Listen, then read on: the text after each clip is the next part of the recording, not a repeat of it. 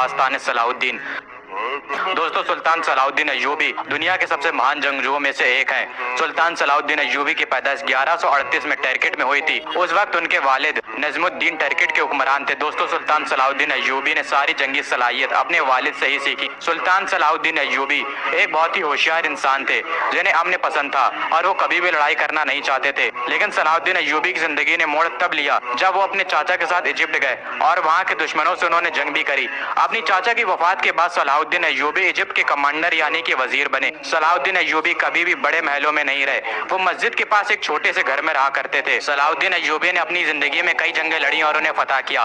उन्होंने बड़ी बहादुरी से तकरीबन 20 सालों तक क्रूसेडर्स का सामना किया और उन्हें हार मानने पर मजबूर कर दिया। उन्होंने यूरोप की सारी ताकतों का एक साथ सामना करा, वो ताकत जो यरूशलेम को मुसलमानों से छीनने के लिए आई थी। दोस्तों, इतिहासकार क्रूसेडर्स को तारीख की सबसे लंबी जंग में से एक जंग मानते हैं। साथ ही वो जंग भी थी जिसमें बहुत ज्यादा खून बहा था। काफी मशक्कतों के बाद ईसाइयों ने दोबारा से यरूशलेम पर कब्जा कर लिया। मैं इतनी दफा क्रूसेडर्स का नाम ले चुका हूँ, आप सोच रहे होंगे कि क्रूसेडर्स था क्या। दोस्तों, क्रूसेडर्स का मतलब है मजहब की लड़ाई।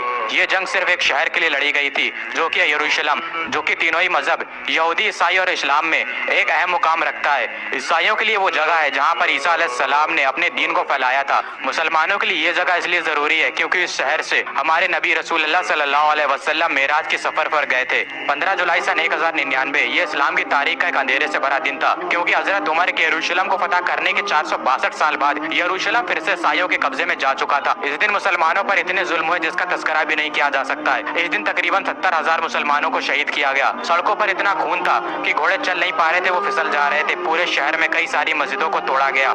सिर्फ मुसलमान ही नहीं, ईसाइयों को भी इससे नुकसान हुआ। वो ईसाई जिनका कल्चर ग्रीक, जॉर्जियन, आर्मेनियन था, उन पर कैथोलिक चर्च का कल्चर थोपा जाने लगा। ये खबर सुनकर कि मुसलमानों की तीसरी मुकद्दस जगह मुसलमानों के हाथ से निकल गई है, उसने पूरी दुनिया के ही मुसलमानों को हैरानी में डाल दिया था। अब्बासी खिलाफत उनके पास इतनी ताकत नहीं थी कि वो क्रूसेडर्स का सामना कर सके। यरूशलेम के अलावा क्रूसेडर्स ने कई और शहरों पर अपना कब्जा जमा लिया। मेडिटेरियन कोस्ट के पास 4 क्रूसेडर सल्तनत ने अपनी हुकूमत कायम कर ली, लेकिन इन क्रूसेडर्स का सामना सल्जूकियों से भी हुआ।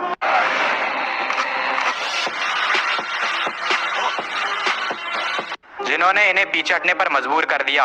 और सल्जूक जो कि बहुत खतरनाक थे, सल्जूकियों ने क्रूसेडर्स को बेहद बुरी तरह तबाह कर दिया और ना जाने कितने क्रूसेड्स के सिपाही इसमें मारे गए। इसके बाद हमारी कहानी में सलाहुद्दीन अय्यूबी आते हैं। बचपन से ही बड़े होशियार और बहादुर किस्म के इंसान थे। उन्होंने अपने वक्त के बेहतरीन इस्लामिक स्कॉलर से अपनी तरबियत हासिल की। अगर देखा जाए तो शुरुआत में सलाहुद्दीन अय्यूबी का मन इस्लामिक स्टडीज और पढ़ाई में ज्यादा लगता था, लेकिन उनके चाचा ने उन्हें इजिप्ट भेज दिया। इस वक्त सलाहुद्दीन अय्यूबी बेहद जवान थे।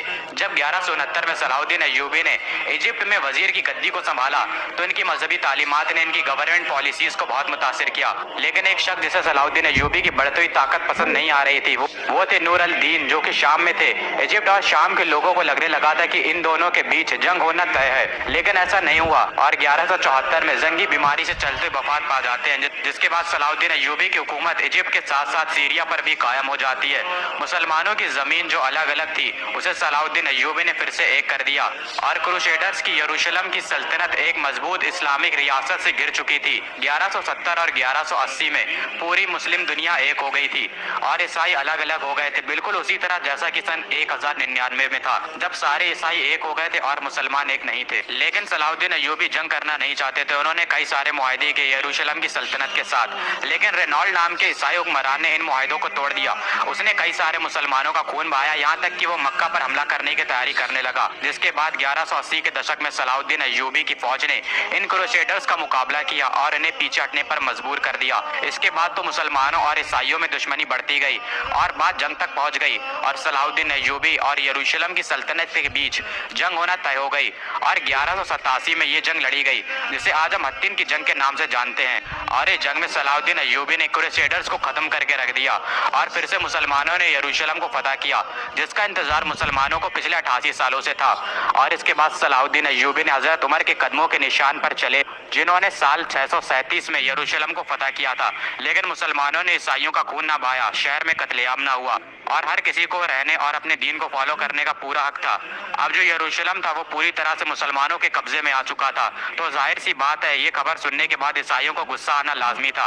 यूरोप में उन्होंने अपनी फौजों को इकट्ठा करना शुरू कर दिया। जर्मनी और फ्रांस के हुक्मरानों ने अपनी फौजें तैयार करना शुरू कर दी कि हमें फिर से यरूशलेम को वापस लेना है। और इंग्लैंड بیزنटाइन के हुक्मरान रिचर्ड ने भी अपनी एक बहुत बड़ी फौज तैयार कर ली, लेकिन उन्हें क्या पता था कि उनका मुकाबला सलाउद्दीन अय्यूबी से। उन्होंने कई सारी जंगें सुल्तान के खिलाफ लड़ी और भारी नुकसान इन्हें उठाना पड़ा, लेकिन अब मुश्किल बढ़ने वाली थी क्योंकि अब पूरे यूरोप की सारी फौजें मुत्तहिद होकर आ गईं और सलाउद्दीन अय्यूबी से मुकाबला करने के लिए। सलाउद्दीन अय्यूबी की फौज जो अब तक सलेबियों का सामना कर रही थी वो अब थक चुकी थी और उनके पास खाने के लिए भी कुछ नहीं बचा था, जिसके बाद ये तय हुआ कि अब और खून नहीं बहेगा और किसी का भी कत्ल नहीं किया जाएगा। एक मुआहिदा हुआ जिसके तहत सुल्तान को 2 लाख सोने के पीसेस देने थे। थोड़ी देर हो गई जिसकी वजह से गुस्से में आकर रिचर्ड ने बेबस मुसलमानों का कत्लेआम किया। जब ये खबर सलाउद्दीन अय्यूबी को पता चली तो उन्हें बहुत गुस्सा आया और उन्होंने मुसलमानों के खून का बदला लेने की कसम खाई।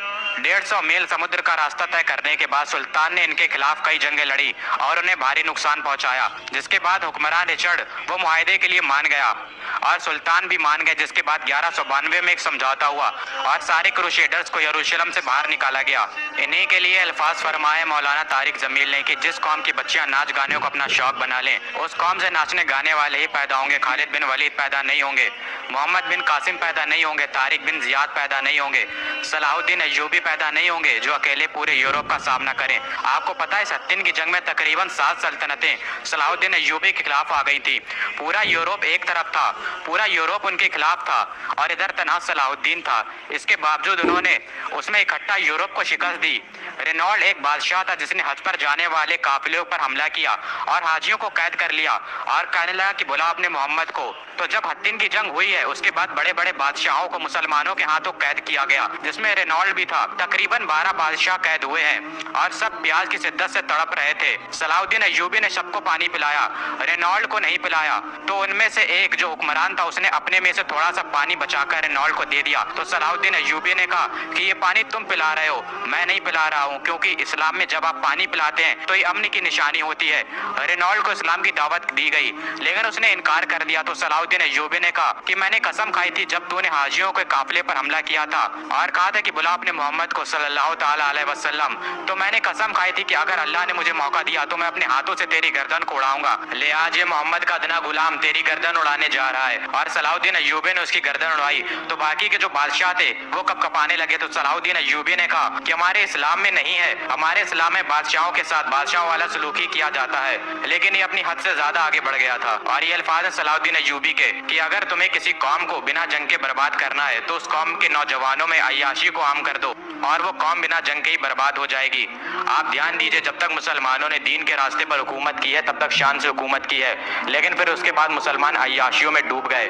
अल्लाह ने अरबियों को ताकत दी थी हुकूमत करने की क्योंकि रसूलुल्लाह सल्लल्लाहु अलैहि वसल्लम उनमें से एक थे, लेकिन फिर अरबी अय्याशियों में डूब गए और खुद की ताकत को खत्म कर बैठे।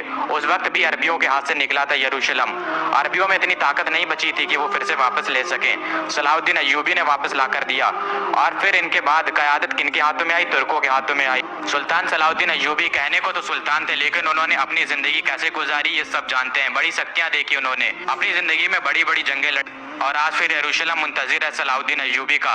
सुल्तान सलाहुद्दीन अय्यूबी की बहादुरी का अंदाजा इसी बात से लगा सकते हैं कि हत्तीन की जंग में तकरीबन 8 सल्तनतें अकेले एक साथ आई थी और इधर